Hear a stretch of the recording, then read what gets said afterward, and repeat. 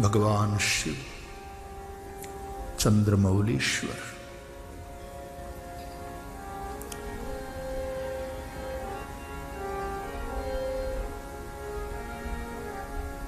शिव समान वैष्णव कोई नहीं है संसार में, और श्री हरि के समान शैव कोई नहीं है संसार में।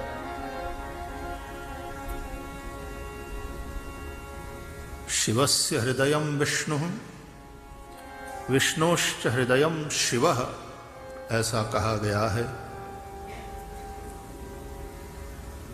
शिव का हृदय है विष्णु और भगवान विष्णु का हृदय है शिव। हरि और हर कहने सुनने दिखने में दो है,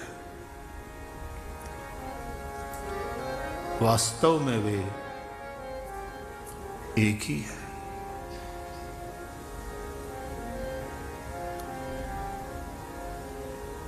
वागर्था विव संपृक्तौ वागर्थ प्रतिपत्तये जगतः पितरौ वंदे पार्वती परमेश्वरौ। ये तो है ही है, लेकिन पार्वती परमेश्वरौ।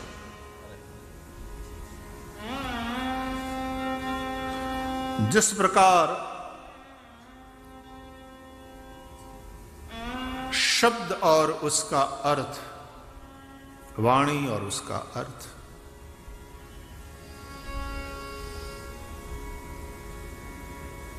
भिन्न होते हुए भी अभिन्न है। जल और तरंग, जल जल में उठने वाली तरंगे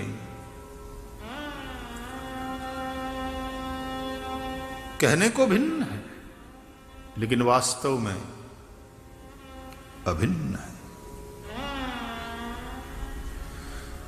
उसी प्रकार भगवान शिव शब्द है और शब्दों का अर्थ। हमारे जब व्याकरण शास्त्री, व्याकरणाचार्य एकत्र बैठेंगे तो उसका धातु कैसे वो व्युत्पत्ति इत्यादि लगा के कैसा अर्थ बिठाते हैं। तो शब्द के अपने अर्थ होते हैं, लेकिन फिर उसका अर्थ घटन सबका अलग अलग होता है। हाँ जी,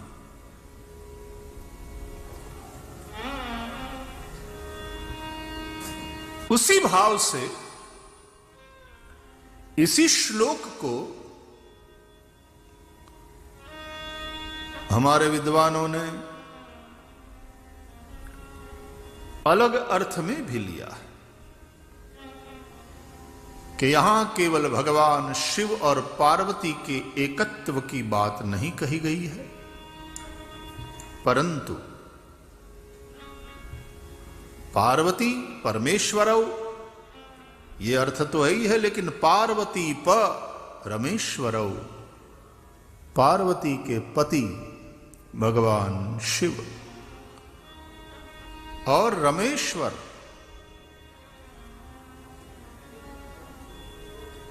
रामेश्वर नहीं, रमेश्वर, रमायाः ईश्वरः। रमा इंदिरा लक्ष्मी, उसके ईश्वर स्वामी। तो पार्वती के पति, पार्वती के स्वामी और लक्ष्मी के स्वामी, रमा के स्वामी, नमामि इंदिरा पतिम।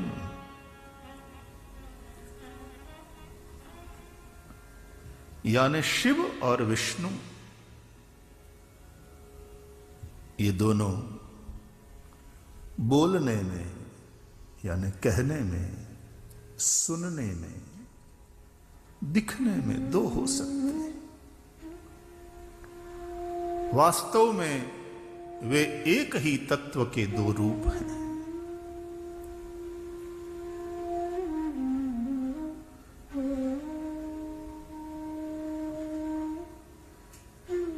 वही शिव है, वही विष्णु।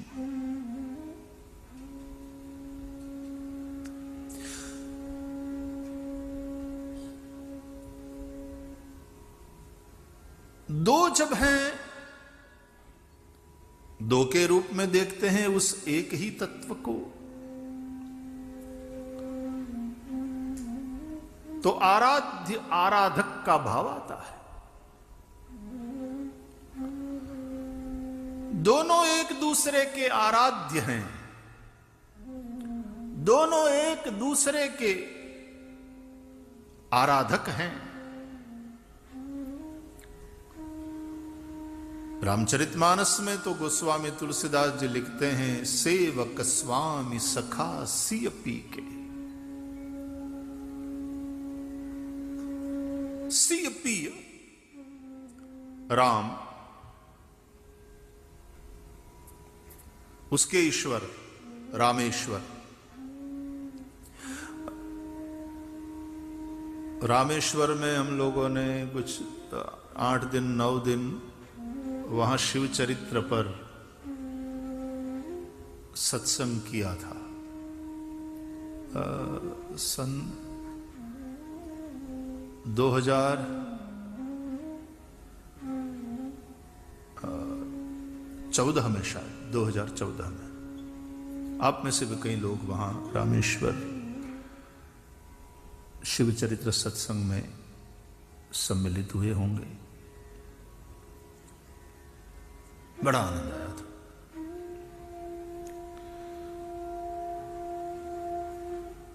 तो राम के ईश्वर, राम के आराध्य, राम के स्वामी, सेवक स्वामी सखा, 3 संबंध है दोनों में परस्पर। दोनों एक दूसरे के सेवक है, दोनों एक दूसरे के स्वामी हैं, दोनों एक दूसरे के सखा भी।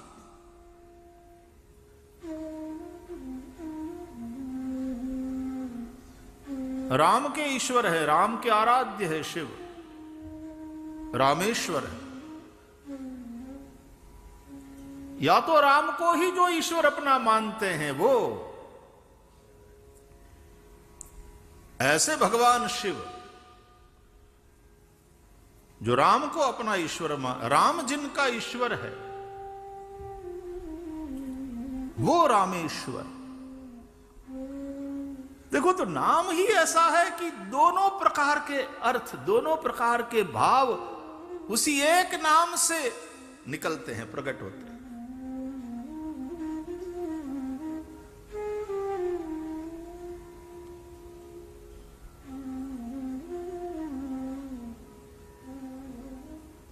कभी शिव विष्णु की आराधना में संलग्न है और कभी भगवान विष्णु शिवाराधन में ऐसे जुड़े हुए हैं, नित्य 1000 कमलों से अर्चन करने का संकल्प लेकर बैठे हुए भगवान विष्णु के पूजन में जब एक कमल कम पड़ गया तो जिन्होंने 1000वें कमल के स्थान पर अपना नेत्र कमल समर्पित कर दिया, निजमुदहरन नेत्र कमलम।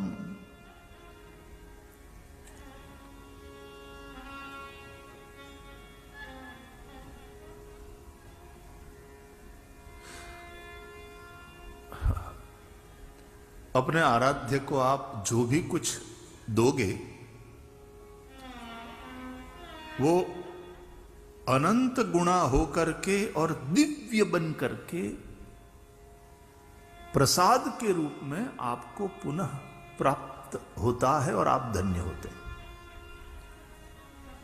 इसलिए जो भी आपके पास हो आप अपने आराध्य को समर्पित करो।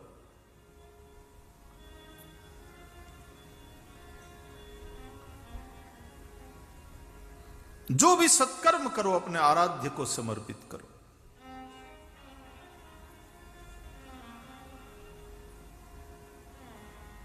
विद्या हो तो विद्या समर्पित करो,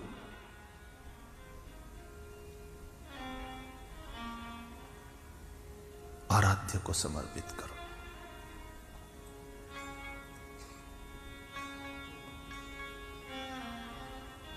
रामचरितमानस में तो कथा है, मैं सीधा ही जैसे ऐसे शुरू हो गया हूं जैसे कथा चालू ही है और आज दूसरा तीसरा दिन है। मैं कोई पीठिका वगैरह कुछ नहीं, ऐसा ही लग रहा है कि सत्संग बस कथा धारा निरंतर बह ही रही है। એટલે પછી તો હું જોડી દઈશ પાછો, ગમે ત્યાં ફિટ કરી દઈશ, તમે ચિંતા નહીં કરો।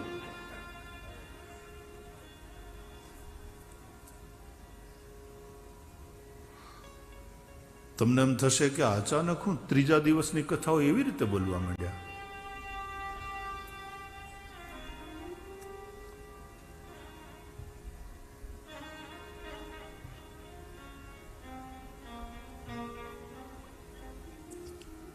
विश्वामित्र जी जब राम लक्ष्मण को ले आए अपने आश्रम में, तो वहां तुलसीदास जी ने लिखा है,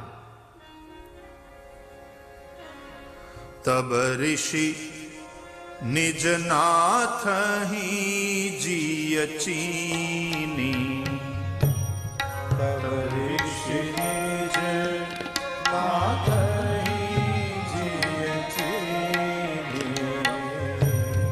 तब ऋषि निज नाथ ही जिय चीनी, तब ऋषि निज नाथ ही जिय चीनी, विद्यानिधि कहूँ विद्यादीनी, विद्यानिधि कहूँ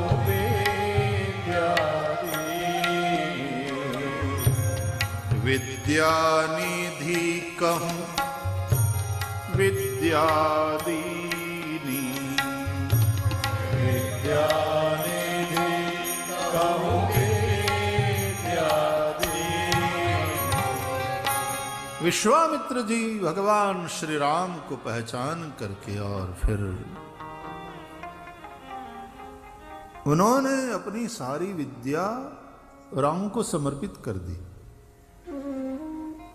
कौन है वे? बोले विद्यानिधि। विद्यानिधि को क्या दिया? बोले विद्या दिया। कमाल है।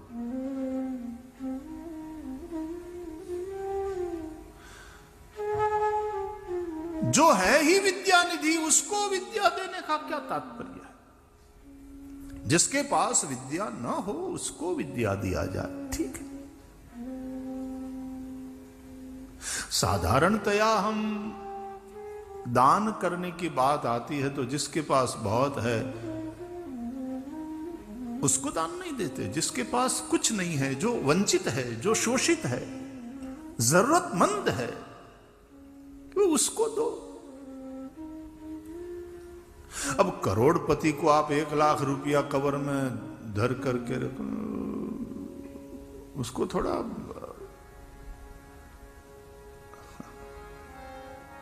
एक तो उसको चाहिए नहीं, और करोड़पति अरबोपति आदमी के तुम 1001 रुपये का दक्षिणा दो, उसको भी अच्छा नहीं लगता।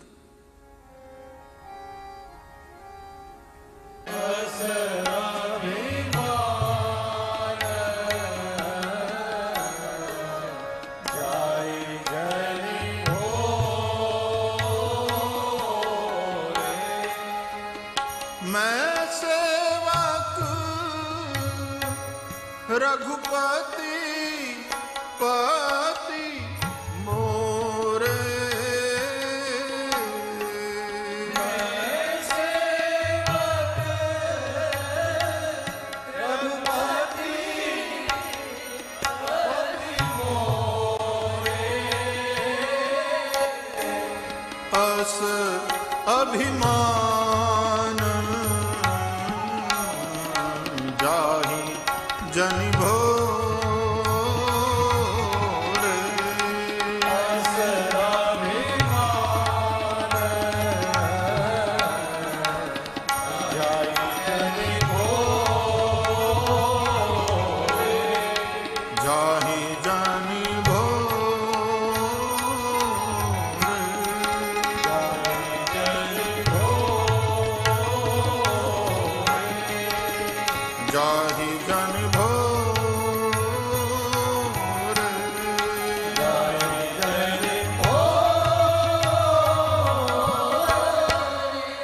है तो वो भी अभिमान, लेकिन उस अभिमान का रंग ढंग अलग है। ऐसा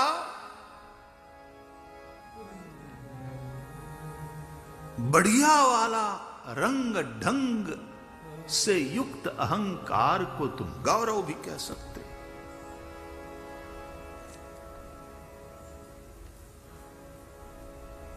तो भिखारी,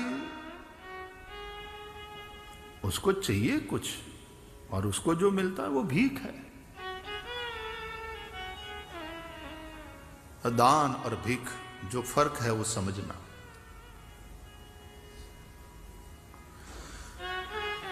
भीख देने वाले के मन में हो सकता है उतना भाव न हो, दानी के मन में दीनता होती है। वो भिखारी निरहंकारी बनकर मांग रहा है, लेकिन भीख देने वाला हो सकता है अहंकार से भरा हो।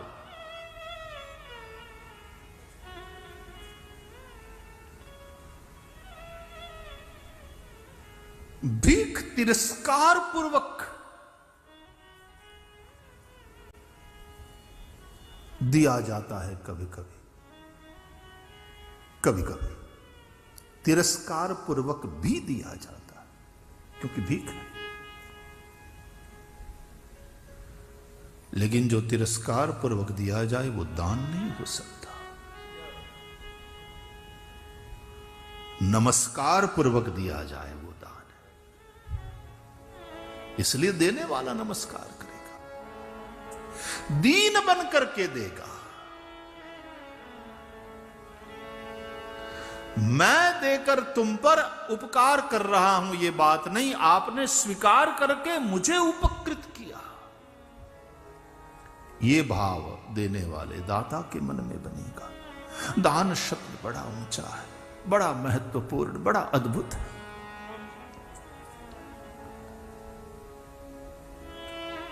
इसलिए यज्ञ, दान और तप ये तीनों मनुष्यों को पवित्र करने वाले साधन हैं, ऐसा भगवान श्री कृष्ण ने भगवत गीता में समझाया। पावनानि मनीषिणाम्, इसलिए इन तीन का कभी त्याग न करें, अवश्य करें। यज्ञ, दान, तप, इससे तुम पवित्र होते हो।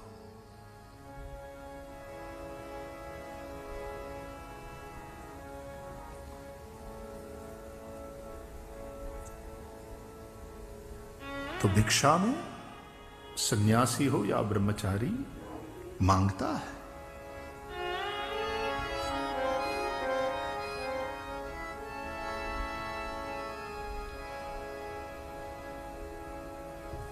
समंदर जल निधि है,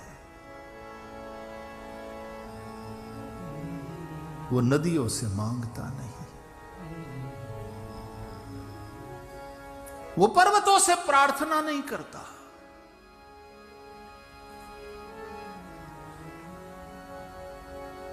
और वो जल निधि है, लेकिन पर्वत अपनी बेटी रूपी नदियों को बहाकर सौंपता है समंदर को।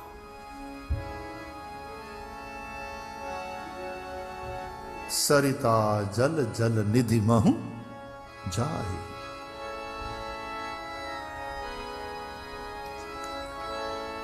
समंदर को चाहिए नहीं, पहली बात। निरपेक्षम मुनिम शांतम, समंदर को चाहिए नहीं। कोई डिमांड, कोई प्रार्थना नहीं समंदर की।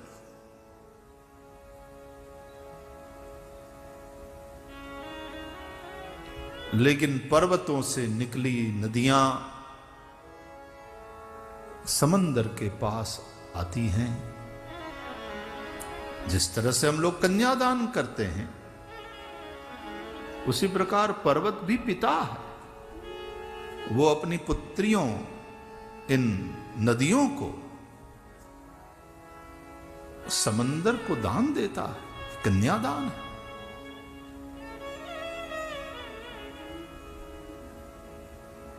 तो जलनिधि होते हुए भी एक तो उसको कुछ चाहिए नहीं,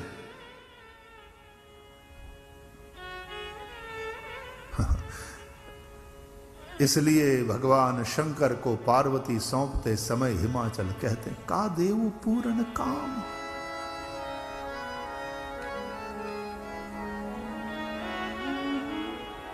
शंकर चरण पंकज गहि रहो, का देव पूर्ण काम। आप पूर्ण काम हैं, आपको तो कुछ चाहिए नहीं।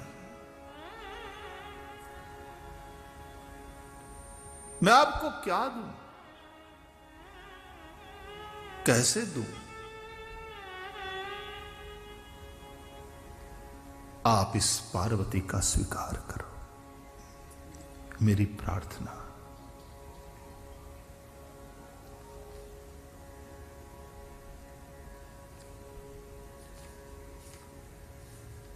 जल निधि होते हुए भी, जल की उसको कोई जरूरत नहीं है, फिर भी समंदर उन सरिताओं के जल का स्वीकार करता है, पर्वतों के द्वारा प्रदत्त उस दान का स्वीकार करता है। इसमें जलनिधि की उदारता है, यह भी एक उदारता है। इसलिए समझ लो, देने वाला ही उदारता पूर्वक देता है, ऐसी बात नहीं। देने में तो उदारता होती है, होनी चाहिए, लेकिन स्वीकार में भी एक उदारता होती है।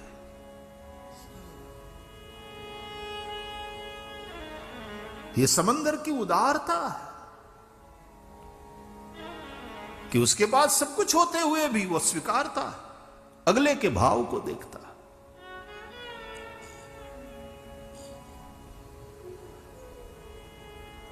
उन नदियों के भाव को भी और उन नदियों के पिता के भाव को भी। हां, दोनों का भाव होना चाहिए। बापा परणावा मागे पण ओली नो ઈચ્છતી હોય જ્યાં લગ્ન કરવા તોય ખોટું, ઓલી ઈચ્છતી હોય પણ બાપાને વાંધો હોય તોય મજા ના આવે। ठीक है, પછી બગાડીને લઈ જાય।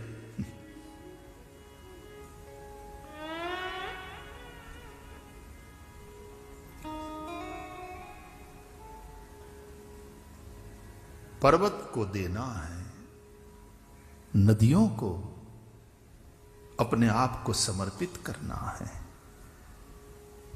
तब समंदर का उन्हीं प्रेम का प्रतिघोष प्रकट करते हुए उदारता पूर्वक उन नदियों का स्वीकार, ये जिस प्रकार घटता है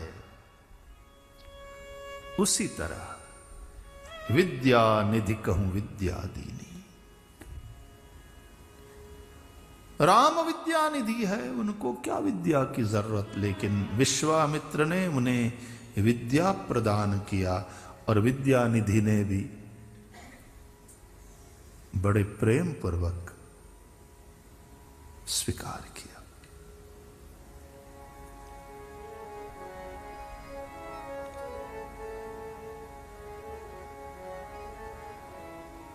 कोई भी पुण्य कर्म आप अंत में भगवान श्री हरि को समर्पित करते हैं, भोलेनाथ की पूजा के बाद भगवान भोलेनाथ को समर्पित करते हैं, तो क्या वो अधूरे हैं? कि लो थोड़े हमारी ओर से भी पुण्य थोड़े और ले लो ताकि आपका कल्याण होए। क्योंकि पुण्य तो कल्याणकारी होता है और ये खुद शिव है, ये स्वयं कल्याण स्वरूप है, ये शंकर है, अनेकों का कल्याण करने वाले। हम अपने पुण्य कर्म उन्हें समर्पित करके उनका कल्याण बढ़े, उनके कल्याण की कामना करें।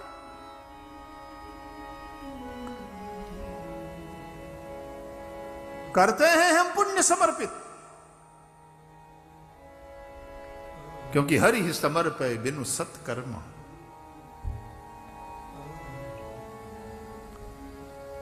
कायेन वाचा मनसेन्द्रियैर्वा बुद्ध्यात्मना वा प्रकृते स्वभावात् करोमि यद्यत् सकलं परस्मै सदाशिवायेति समर्पयामि। इत्येषा वाङ्मयी पूजा श्रीमच्छंकर पादयोः अर्पिता तेन देवेश प्रीयतां मे सदा शिव।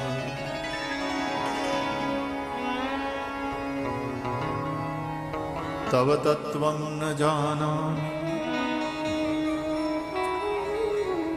इन दिनों रोज हम भगवान शंकर जी का अभिषेक पूजन करते हैं,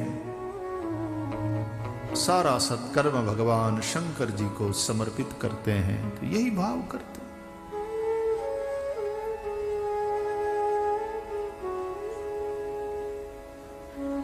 इन पुण्य कार्यों की सार्थकता उसमें है कि अपने आराध्य को समर्पित किया जाए। इसलिए अंत में अर्पण होता है।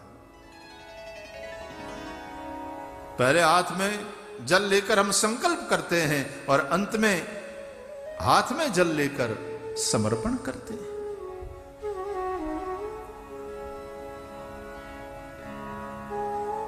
तेन श्री चंद्रमौलीश्वरः प्रीयतां नमः। अनेन